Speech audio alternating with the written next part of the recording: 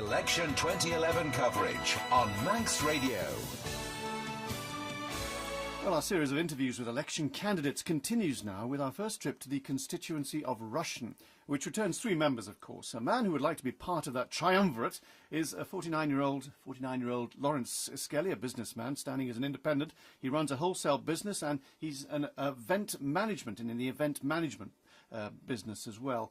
Now, he lived in California in the United States until 12 years ago when he returned to the island. California, a state, of course, that knows something about economic emergencies. Good morning, Mr. Skelly. You say you're standing because I believe Rushen needs better representation, and you're going to provide it. Well, I like to think I could serve Rushen well and the island. I've got a very different background from the sitting members, and I think I have solid business experience, so I'd like to serve Rushen. So you've got a minister in there, and you've got two prominent backbenchers. What have they done wrong that you can do right? Well, it's not so much what they've done wrong, it's really what I would do that would be different, I suppose. And I think, as I've laid out in my manifesto, I'd like to come forward with new initiatives, like to help the constituency and the island. You're a new politician, basically, and you're coming as a new politician. We've got a difficult time ahead of us. Can you, as a new politician, can we afford to have new politicians coming in effect, learning the course still by the time they get to Hanley's Corner? Well, I think it's really a question of new initiatives, as I said earlier there, but it's being creative and innovative, and I think that's what's necessary in these difficult times. Can you give us some examples of this innovation? Well, innovation... the economy is obviously the biggest issue by far, as I'm sure we all recognise. I'd like to create a new enterprise zone to attract new job creation to the island, look towards new industries. Where would the enterprise zone be? Would it be based somewhere, or would it be... Well, you could actually make the island an enterprise zone, and one way of bringing the jobs out of Douglas and possibly into Rushen would be to create the incentive that is already there. One of the biggest job creations that we have is the DED department have an incentive for job relocations, and if you had that as a sliding scale, you would be in as much that you get the greater support the further away from Douglas, and I think that's a good incentive. You've been involved in efforts to bring visitors, tourists, to the Isle of Man. I have. Obviously.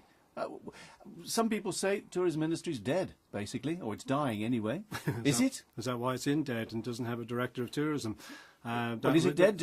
Is it? I think not, no, and there are plenty of people that have sort of echoed to me or lobbied me because of my interest in tourism and trying to get greater support in government. I think it's sad, the decline. Certainly we've had a reduction in bed spaces, that is unfortunate, but the Isle of Man still has an awful lot to offer, and I think it could help the economy too. So what does it have to offer? Well, the natural beauty is the main issue. Is that enough, though? No, it's not enough. Natural beauty is attractive towards our cultural clients, and we have obviously the heritage, and there is a lot of people that we could target in that respect. Cultural tourism is probably one of the biggest strings to our bow, I think, in tourism. It certainly has been in the past. You suggest that MHKs, if they join the government, should be paid a flat salary, and any departmental work they do should be not paid additional.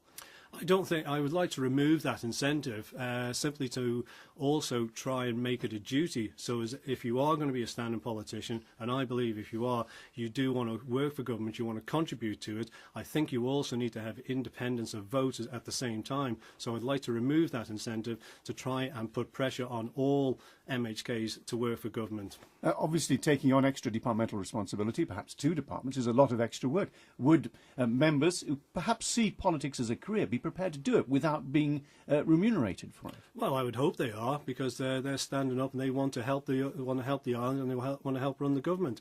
So it's part of a duty. I don't want to stand and actually sit on the back bench and actually try and pull the government down. I do want to be able to question, and I want that independence, but I also want to have that opportunity to contribute to the running of the government.